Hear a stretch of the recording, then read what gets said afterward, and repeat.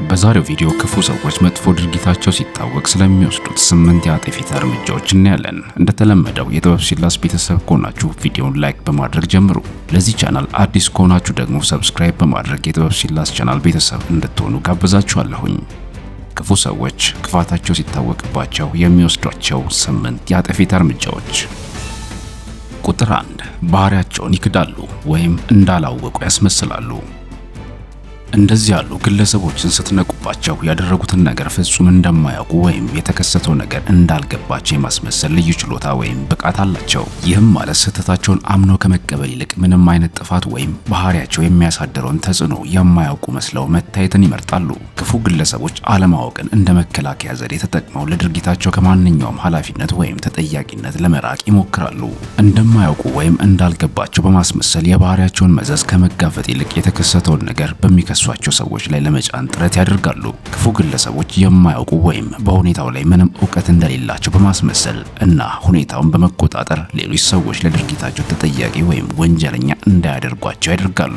ተንኮለኛ ወይም አታላይ ግለሰቦች ለድርጊታቸው እውቅና ለመስጠት ወይም ኃላፊነትን ለመውሰድ አይፈቅዱም። ይልቁንስ ንጹሐን መስለው ስለተፈጠረው ነገር የራሳችሁን ግንዛቤ እንድትጠራጠሩ ሊያደርጓችሁ ይችላሉ። ስለ እውነታው ያላችሁን ግንዛቤ እንድትጠራጠሩ ለማድረግ የተለያዩ ዘዴዎችን ሊጠቀሙ ይችላሉ። ስለዚህ እውነትን የማጣመም ክህሎታቸውንና የክፋት ድርጊታቸውን የመደበቅ ችሎታቸውን ተረዱ። ማስረጃዎችን በመያዝና በመሰብሰብ እንደነዚህ ያሉ ሰዎችን የምትመክቱበትን መሰረት ያዙ። ቁጥር 2 ሁኔታውን ለመቆጣጠርና ለማፈን ይሞክራሉ።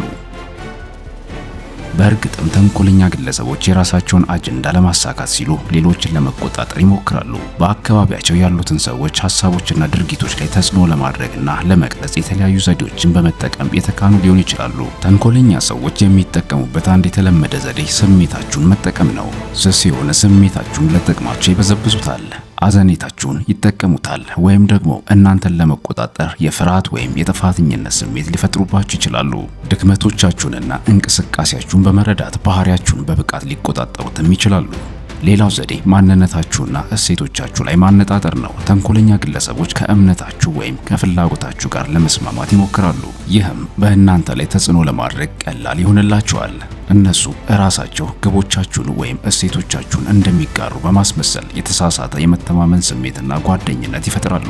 ሽንገላ ሌላው ብዙ ጊዜ በተጨባጭ ክፉ ሰዎች የሚጠቀሙት መሳሪያ ነው። በቀላሉ ተጽዕኗቸው ውስጥ እንድትወድቁ ለራሳችሁ ያላችሁን በራስ መተማመን ለመገንባት በምስጋናና በአድናቆት ይሞላችኋል። ኢጓችሁን ከፍ በማድረግም ዓላማቸውን ወይም ድርጊታቸውን እንዳትጠራጠሩ ያደርጓቸዋል። ስለዚህ ተንኮል አዘል ሊሆኑ ከሚችሉ ግለሰቦች ጋር በምትገናኙበት ጊዜ ነቅቶ መጠበቅና በደመነፍስ መተማመን በጣም አስፈላጊ ነው። የሆነ ነገር ከተሰማችሁ ወይም በእውነትም ስሜታችሁ ካረጋገጠላችሁ ወደ ኋላ አንድ እርምጃ መመለስና ሁኔታውን በትክክል መገምገም አስፈላጊ ነው። የገቡትን ቃልና ተግባራቸውን መዝግቦ መያዝ ጠቃሚ ሊሆን ይችላል። ምክንያቱም ማስረጃዎችን ያቀርባል፣ እንደዚሁም ለባህሪያቸው ተጠያቂ እንዲሆኑ ያግዛል።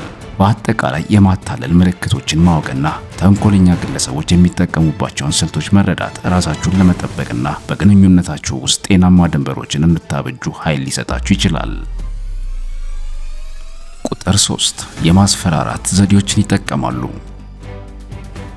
ተንኮለኛና ክፉ ግለሰቦች ፈታኝ ሁኔታዎች ሲያጋጥሟቸውና ሊቆጣጠሩት የማይችሉት ነገር ሲያጋጥማቸው ሌሎችን ዝም ለማሰኘትና ለመቆጣጠር ማስፈራራትን እንደ መሳሪያ ሊጠቀሙ ይችላሉ። ለማስፈራራትም የተለያዩ መንገዶችን ሊጠቀሙ ይችላሉ። ለምሳሌ የቃላት ማስፈራራትን፣ ብላክሜል ማድረግ እንደዚሁም አካላዊ ጥቃትን ሊጨምር ይችላል። ግቡ ፍርሃትን መፍጠርና ኢላማ የተደረገውን ሰው አቅመቢስና የተጋለጠ እንዲሆን ማድረግ ነው። የፍርሃት ድባብ በመፍጠር ተቆጣጥሮ የበላይነትን ለመጠበቅና ማንኛውንም ተቃውሞ ለመከላከል ተስፋ ያደርጋሉ።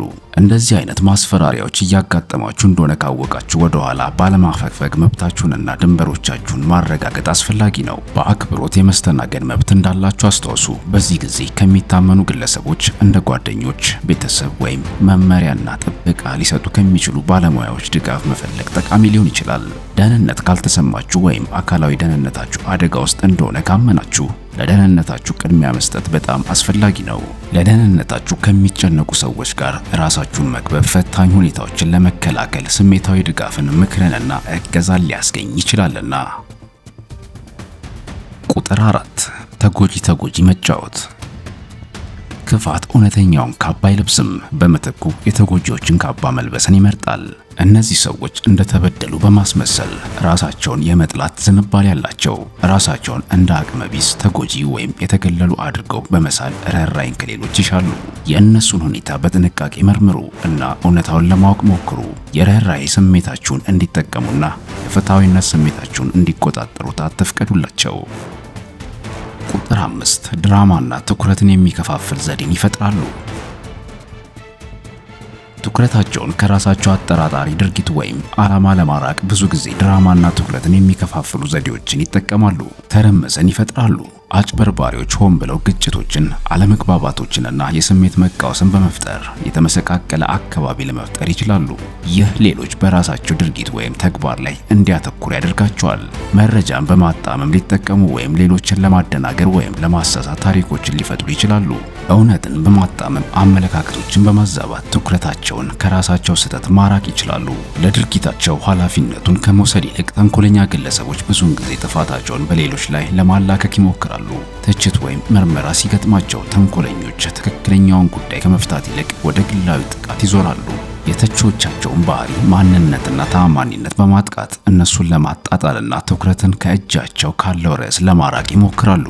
እነዚህን ስልቶች ለመመከት በእውነታውና በዋናው ጉዳይ ላይ ማተኮር አስፈላጊ ነው። ወሳኝ አስተሳሰብ ይኑራችሁ። አቋማችሁን የሚደግፍ ማስረጃ ወይም ተጨባጭ መረጃ ፈልጉ።